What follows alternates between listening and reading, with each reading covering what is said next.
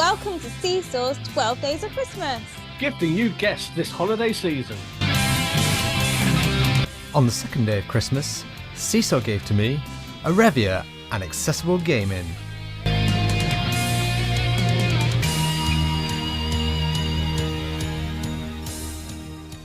Welcome back, one and all. Merry Christmas, Happy Hanukkah, Crazy Kwanzaa, Dignified Ramadan, any and everything that you're celebrating. We're back with the 12 days of Seesaw Christmas. We have another fantastic guest, and we have the wonderful Arevya with us today. How are you doing? Hi, I'm doing fine. How are you guys doing? All good. Get plenty of Christmas cheer over here. We have snow, and we have a lots of snow, and I'm so hoping it will stay until the big day so we can have like a proper white Christmas this year. It would have been lovely. So how you been doing? I'm doing fine. There is a lot of things that have happened, especially the release of the new PlayStation 5 accessibility controller. I'm glad you mentioned that. That was going to be one of the things I wanted to ask you about. Yeah, I'm all into that right now.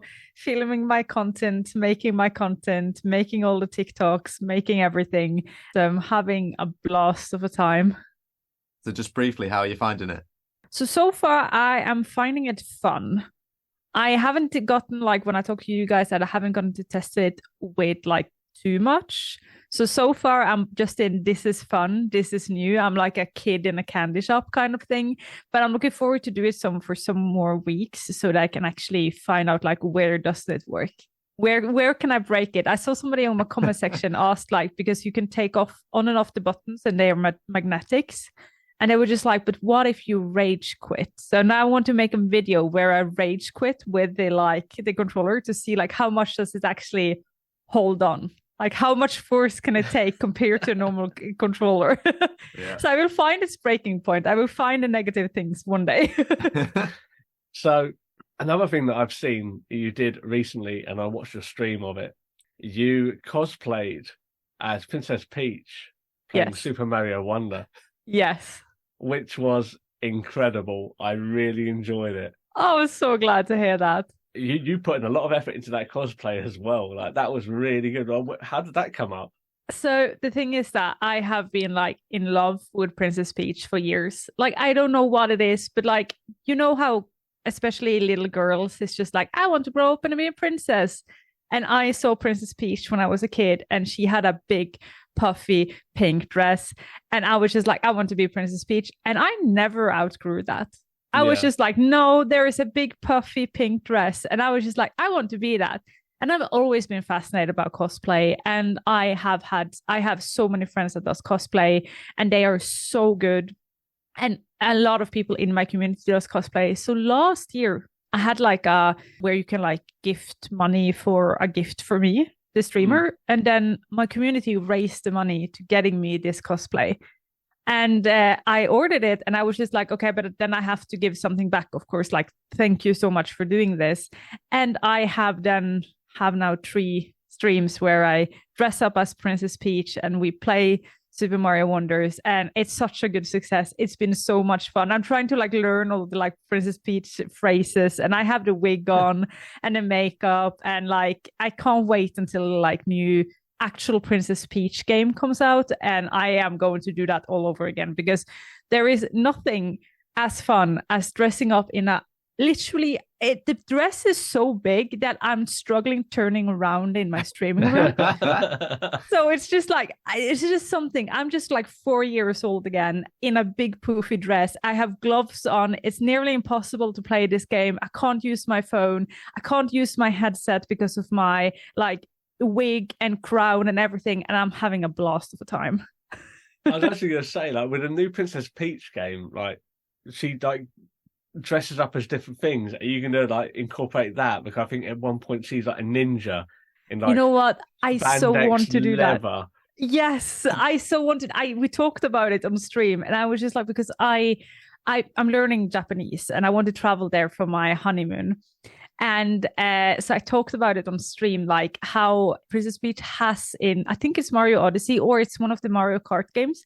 She has actually a kimono of like with like, I think it's some fire things on the kimono. And I was just like, someday I want to have like try that kimono, get it properly like set on me with like the Princess Peach and do that cosplay. And of course, having to do the amazing, she has like a driving outfit from the movie. And that is just so cool. I need to get it done. Incredible. So let's get on to the seasonal topic. You're in Norway, and I can only go from like the traditional frumpy British perspective. Or what's Christmas like in Norway? Norway's Christmas, we call it Jul, or what you will call Jul. And so my family is non-religious, has been for generations. So for me and my family, Christmas has nothing to do with religion. It has all to do with tradition. So we still do a lot of the same traditions as the Christian people in Norway, but we do it without the religion part of it. It's more like a way of getting together with family, share a meal, have a good time, be appreciated of those around you, think about what happened that year and stuff like that. So what I do with my family is that I'm with my family, or every other year I'm with my partner's family. And it's just, we celebrate on the 24th. 24th is the big day of Norway, Christmas Eve. So we have like normally in the morning, a lot of people, depending on where they live, they go to the graveyard to say like their thanks to their family that has passed. And then some people go to church. If you do that is the time you go to church, then go home, eat something. A lot of times, mostly porridge. And you have like a almond in porridge. And then you're trying to find who finds the almond wins the marzipan pig.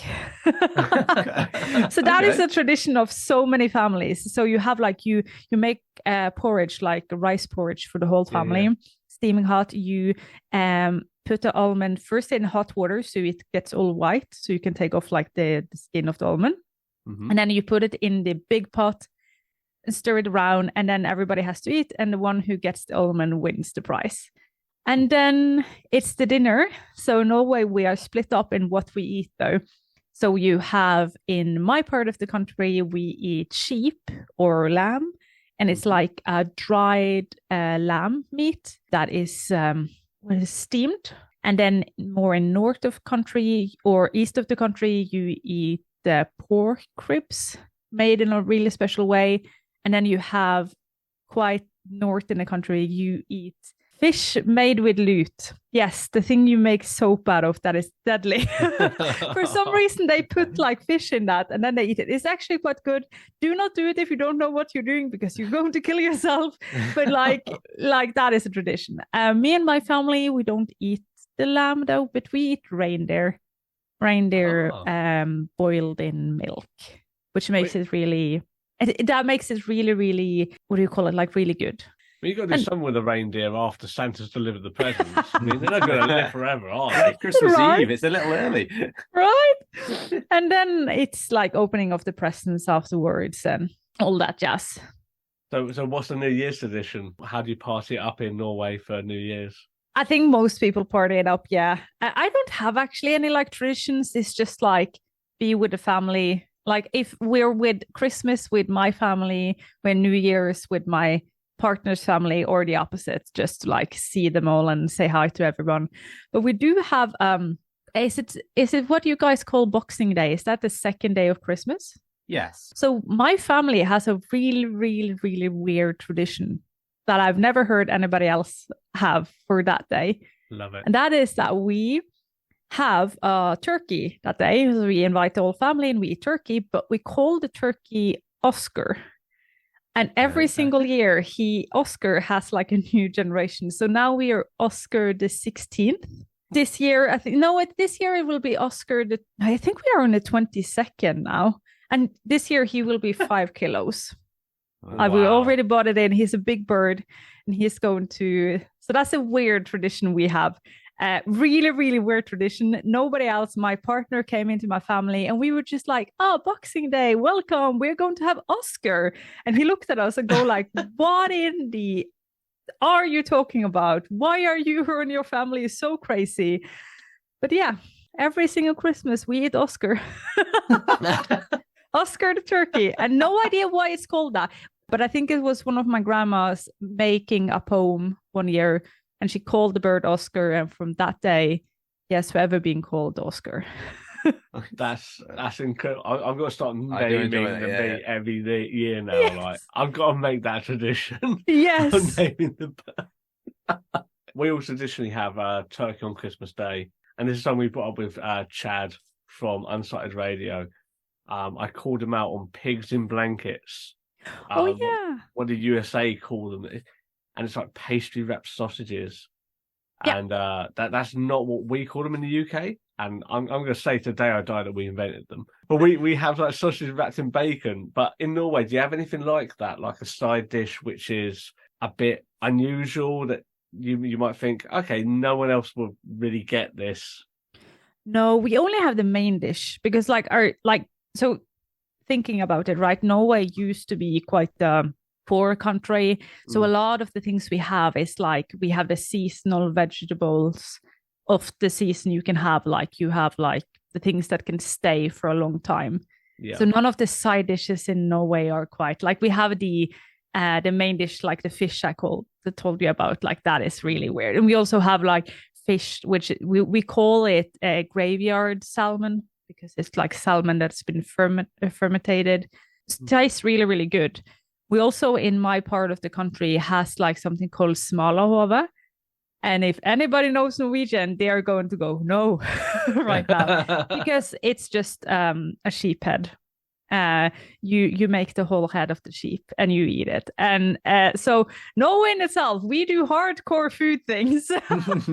I think every time I see like a list of like 30 worst things people eat in the world, smalahove is always on that list because it looks really, really horrible because like you have a half of a sheep head on your plate and some potatoes and some gravy, but it does taste good.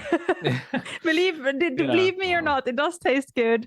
And we don't have a fancy side dish, but all of our main dishes are as barbaric and Vikings you can think about still to this day.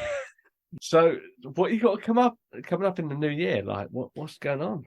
So I'm going to just continue like doing so many stupid and amazing things with access controller. I'm going to try and like see, as I said, if I can break it in any way. I'm going to try and see like how many ways can you actually play it, and of course like do the more serious things. Like I have gotten a lot of questions about like how does this compare to the Xbox controller. So I'm going to do a lot of things like that. And also I'm going to continue with like where I travel around and showcase accessibility tools for gaming. And so like having, is it a stand? Do you call it a stand in English? Yeah.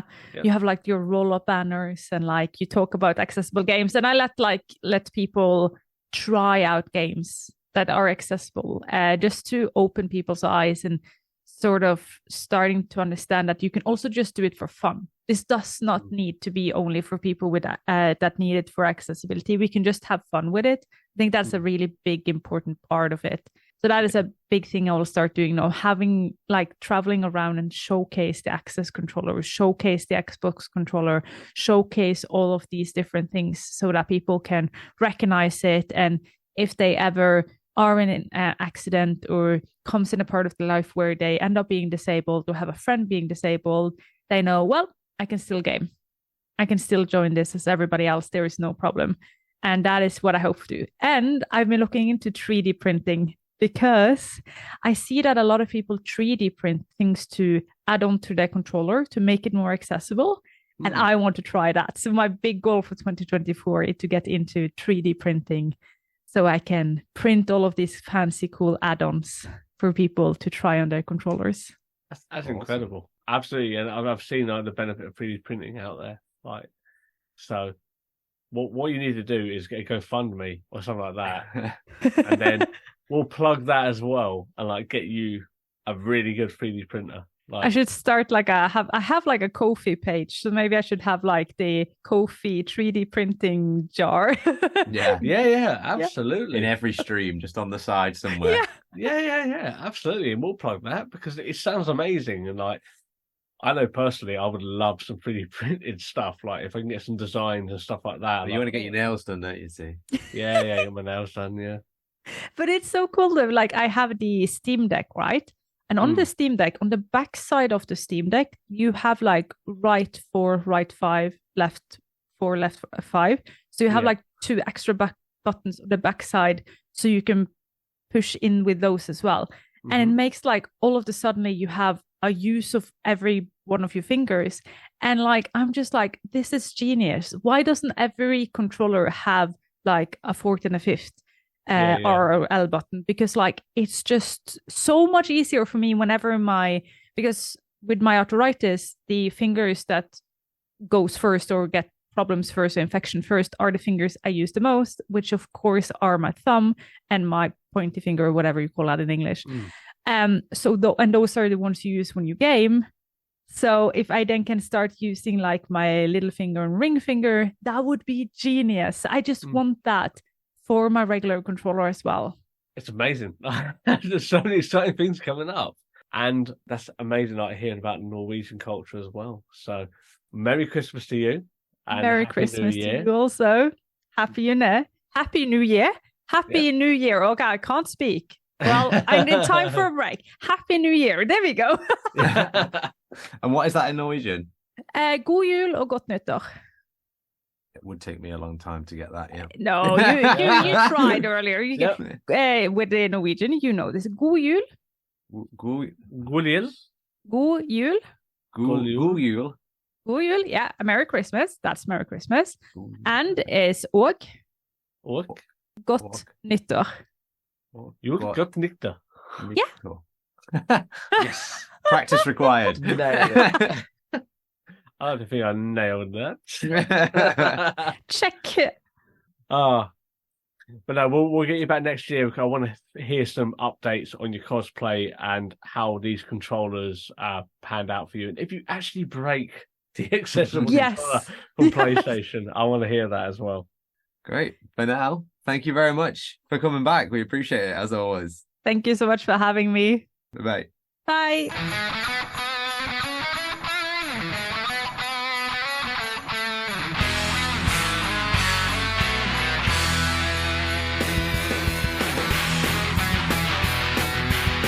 Thank you for listening to Seesaw's 12 Days of Christmas. We hope you've enjoyed catching up with our guests as much as we have, and we look forward to bringing you many more in 2024. Merry Christmas and a Happy New Year from all of us at Seesaw.